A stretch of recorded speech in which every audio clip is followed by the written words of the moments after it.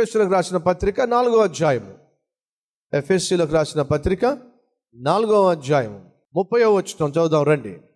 దేవుని పరిశుద్ధాత్మను దుఃఖపరచకుడి, విమోచన దినము వరకు ఆయన యందు మీరు ముద్రించబడి ఉన్నారు. మేఘస్తంభము అగ్నిస్తంభము చేస్తుందేమిటి? వారికి భద్రతను కల్పిస్తుంది. ఎండలో సొమ్మసిల్లిపోకుండా, చీకట్లో తొట్టిల్లకుండా, అపాయంలో పడకుండా మేఘస్తంభము వారికి భద్రతను కలిగిస్తుంది. దేవుడు అంటున్నాడు, మీరు పరిశుద్ధాత్మ ద్వారా ముద్రించబడ్డారు, సీల్ చేయబడ్డారు. ఇప్పుడు మీరు ఉత్తరం ఎవరికైనా రాశారనుకోండి, ఆ ఉత్తరాన్ని సీల్ చేస్తారా చేయరా? అంటిస్తారా? దాన్ని సీల్ చేస్తారు. ఎన్వలప్ కవర్ ఉందనుకోండి, దాన్ని సీల్ చేస్తారా? చేస్తారు. ఇప్పుడంతా కూడా ఆన్లైన్ షాపింగ్ అయిపోయింది. ఏం కావాలని నెట్లోకి వెళ్ళి ఆన్లైన్లో కొట్టేస్తే ఆటోమేటిక్ ఇంటికి వచ్చేస్తున్నాయి. ఇంటికి వచ్చేసినటువంటి ఆ ఆర్డర్ ఇచ్చిన సామాను సీల్ అయి వస్తుందా లేదా? పోస్ట్ ఆఫీస్లో ఉత్తరాలన్నీ వాళ్ళు సీల్ చేస్తారా? బ్యాంక్ అంతా అయిపోయిన తర్వాత బ్యాంక్ లాక్కి సీల్ చేస్తారా?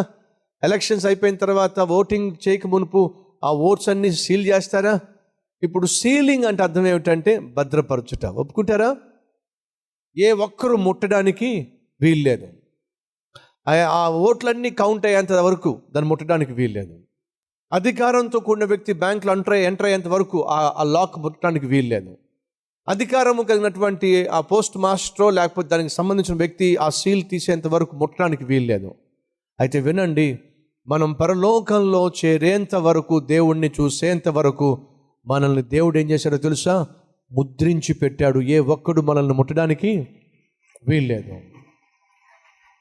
వారు చేరుకోవలసిన గమ్యస్థానానికి చేరుకునేంత వరకు వారికి మేఘస్తంభము అగ్నిస్తంభము వారికి భద్రతను కల్పించింది. ఏ రీతిగా దేవుడు వారికి మేఘస్తంభాన్ని అగ్నిస్తంభాన్ని భద్రత కొరకు ఇచ్చాడో, అలాగే పరిశుద్ధాత్మ దేవుణ్ణి మనకు భద్రత కొరకు దేవుడు అనుగ్రహించాడు. 4వదిగా ఆ మేఘస్తంభము అలాగే అగ్నిస్తంభము వారితో నిత్యము ఉండును అని చెప్పడం జరిగింది. నిత్యము ఉండును. వారు ప్రయాణం చేసినంత కాలము వారికి తోడుగా మేఘస్తంభము అగ్నిస్తంభము నిత్యము ఉండును బైబిల్ సెలవిస్తుంది. యోహాను 14:16, నేను తండ్రిని వేడుకొందును, మీ యొద్ద ఎల్లప్పుడూ ఉండుటకై ఆయన వేరొక ఆదరణకర్తను అనగా సత్య స్వరూపియగు ఆత్మను మీకు అనుగ్రహించును. 13వ అధ్యాయం 22వ వచనంలో మనం చూస్తున్నాం, మేఘస్తంభము అలాగే అగ్నిస్తంభము నిత్యము వారికి ఉండునట్లు. ఇప్పుడు బైబిల్లో మనం చూస్తున్నాం, పరిశుద్ధాత్మ దేవుడు నిత్యము మనతో ఉండునట్లు ఆ పరిశుద్ధాత్మ దేవుడు మనకు అనుగ్రహించబడ్డాడు. మేఘస్తంభము కానుకగా ఇవ్వబడింది. పరిశుద్ధాత్మ దేవుడు కానుకగా ఇవ్వబడ్డాడు. మేఘస్తంభము నడిపిస్తుంది, పరిశుద్ధాత్మ దేవుడు నడిపిస్తాడు. మేఘస్తంభము భద్రతనిస్తుంది, పరిశుద్ధాత్మ దేవుడు భద్రతనిస్తాడు. మేఘస్తంభము నిత్యము తోడుగా ఉంటుంది, అలాగే పరిశుద్ధాత్మ దేవుడు నిత్యము మనతో ఉంటాడు. దేవుని యొక్క ఆత్మ మేఘము వలె ఆ మందిరం నింపటం మనం చూస్తున్నాం. ప్రభు ఎప్పుడైతే సేవకు సిద్ధమయ్యి మొదటి అడుగు వేయడానికి వచ్చాడో పరిశుద్ధాత్మ దేవుడు దిగి రావడం మనం చూస్తున్నాం. ఐగుప్తులో నుండి వారు బయటికి వచ్చిన వెంటనే పరిశుద్ధాత్మ దేవుడు పంపించబడ్డాడు, అనుగ్రహించబడ్డాడు. అలాగే మనం కూడా పాత రోత జీవితాన్ని విడిచిపెట్టి పాపపు బానిసత్వాన్ని నుంచి, చీకటిలో నుంచి క్రీస్తు యొక్క పిలుపును అంగీకరించి వచ్చిన పిదప మనం కూడా పరిశుద్ధాత్మ దేవుణ్ణి పొందుకున్నాం. ఆ పరిశుద్ధాత్మ దేవుడు మనల్ని నడిపించటానికి, ఈ లోకంలో నడిపించటానికి, భద్రతనివ్వడానికి, కాపాడడానికి, అంతేకాకుండా మనల్ని తన మహిమతో నింపడానికి, నిత్యము ఉండడానికి కానుకగా అనుగ్రహించబడ్డాడు. అదే రీతిగా మేఘస్తంభము అగ్నిస్తంభము కూడా ఆనాడు అనుగ్రహించబడింది. దేవునికి మహిమ కలుగును గాక. ఆనాడు ఏ రీతిగా, ఏ ఆధారము లేని సమయంలో ఇశ్రాయేలును గమ్యానికి చేర్చటానికి మేఘస్తంభముగా అగ్నిస్తంభముగా దేవుడు వారికి ప్రత్యక్షమయ్యాడో, ఈ పాపిష్టి లోకంలో పరిశుద్ధంగా జీవించడానికి ఏది ఆధారము లేనటువంటి రోజుల్లో మనలను గమ్యస్థానానికి చేర్చడానికి పరిశుద్ధాత్మ దేవుడు మనకు కానుకగా అనుగ్రహించబడ్డాడు. ఆ పరిశుద్ధాత్మ దేవుణ్ణి మనం బాధ పెట్టినా, గాయపరిచినా, పరిశుద్ధాత్మ దేవుని మీద తిరుగుబాటు చేసినా, ఆయనను మనం నొప్పించినా మనమే నష్టపోతాం.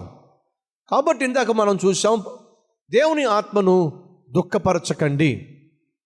మనం దేవుని మీద తిరుగుబాటు చేసినప్పుడు, దేవుని వాక్యానికి వ్యతిరేకంగా జీవించినప్పుడు మనం దారి తప్పుతాం, భద్రతను కోల్పోతాం. తల్లి రెక్కల కింద బిడ్డలు ఉన్నంత వరకు, ఆ పిల్లలు ఉన్నంత వరకు క్షేమంగా ఉంటాయి. కానీ ఎప్పుడైతే పిల్లలు స్వాతంత్ర్యాన్ని కోరుకొని పర్వాలేదులే అని చెప్పి రెక్కల నుంచి బయటకు వచ్చినాయి అంటే చాలు, ఇమీడియట్గా గద్దొచ్చి ఏం చేస్తుంది, ఆ పిల్లను వేసుకెళ్ళిపోతుంది. జాగ్రత్త సహోదరి సహోదరుడా, నువ్వు నేను మనము పరిశుద్ధాత్మ దేవుని యొక్క నీడలో ఉన్నంత కాలం ప్రశాంతంగా ఉంటాం, భద్రంగా ఉంటాం. ఆయన నడిపిస్తున్నంత కాలం మనకు ఏ డోకా ఉండదు. కానీ ఎప్పుడైతే ఆయన నడిపింపుకు లోబడకుండా నీ ఇష్టానికి లోబడతావో, నీ శరీరానికి లోబడతావో, నీ స్నేహితుల యొక్క పనికిమాలిన స్నేహితుల యొక్క సలహాలకు లోబడతావో, లోకాశలకు లోబడతావో, నీ శరీరానికి లోబడతావో, అప్పుడు నువ్వు తడబడతావు. ఆ తర్వాత తప్పిపోతావు. ఆ తర్వాత నరకంలో తగలడిపోతావు. జాగ్రత్త.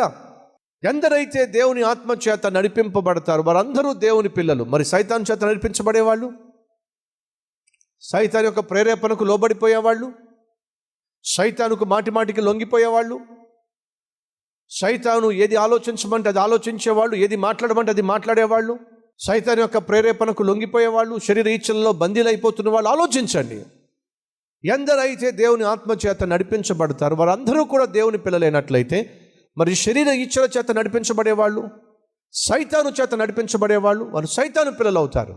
ఐగుప్తు నుండి ఇశ్రాయేలును విడిపించిన కారణం ఏమిటంటే, ఇక మీదట వాళ్ళు బందీలుగా బానిసలుగా ఉండడానికి వీల్లేదు.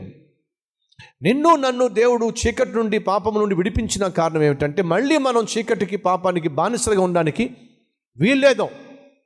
నాగటి మీద చేయి వేసి వెనక్కి తట్టుకు చూసేవి ఏ ఒక్కడు కూడా నాకు పాత్రుడు కాదు అని బైబిల్ సెలవిస్తుంది. వెనక్కి తిరిగి చూడకండి. విడిపించబడ్డాం. మన దృష్టి, మన ప్రయాణము గమ్యం వైపుకు ఉండాలి, వాగ్దాన భూమి వైపుకు ఉండాలి, పరలోకం వైపుకు ఉండాలి. ఈ లోకం శాశ్వతం కాదు. ఇక్కడే మనం ఎల్లకాలము ఉండే అవకాశము లేదు. కనుక మన గమ్యము, గురి ప్రభు అయిన యేసై ఉండాలి. విశ్వాసమునకు కర్తయు దానిని కొనసాగించు యేసు వైపే మనం చూస్తూ ముందుకు వెళ్ళాలి. కానీ మనం లోకం వైపు కానీ, లోకస్తుల వైపు కానీ, వాళ్ళ యొక్క ఆలోచనల వైపు కానీ, వారి యొక్క తలంపుల వైపు కానీ, వాళ్ళ యొక్క జీవిత విధానం వైపు కానీ మనం చూసినట్లయితే మనం ఖచ్చితంగా తప్పుటడుగులు వేస్తాం. వెనక్కి చూడకండి, అటు ఇటు చూడకండి, తిన్నగా చూడండి, వాగ్దానం వైపుకు చూడండి, వాగ్దాన భూమి వైపుకు చూడండి, ప్రభు వైపుకు చూడండి, గమ్యం వైపుకు చూసి తుదకు గమ్యానికి చేరాలి అని దేవుడు ఆశిస్తున్నాడు. అట్టి కృప దేవుడు మనకు అనుగ్రహించునుగాక.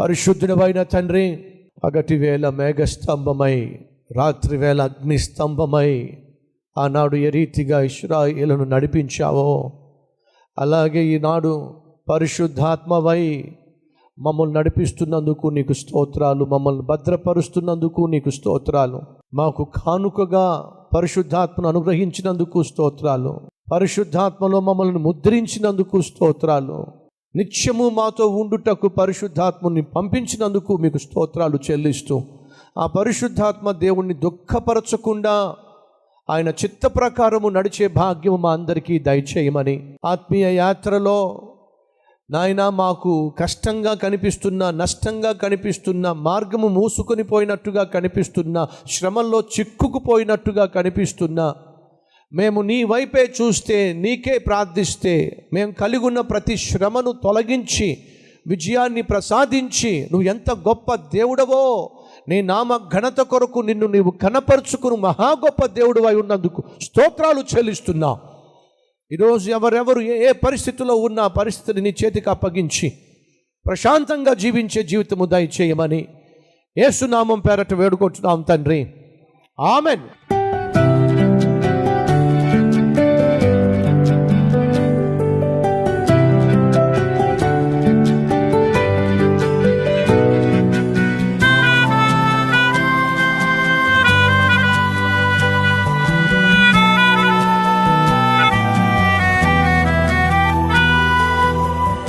సందేశం మీకు ఆశీర్వాదకరంగా ఉన్నట్లయితే 10 మందికి షేర్ చేయండి, లైక్ చేయండి, మంచి కామెంట్ పెట్టండి. మళ్ళీ రేపు కలుసుకుందాం.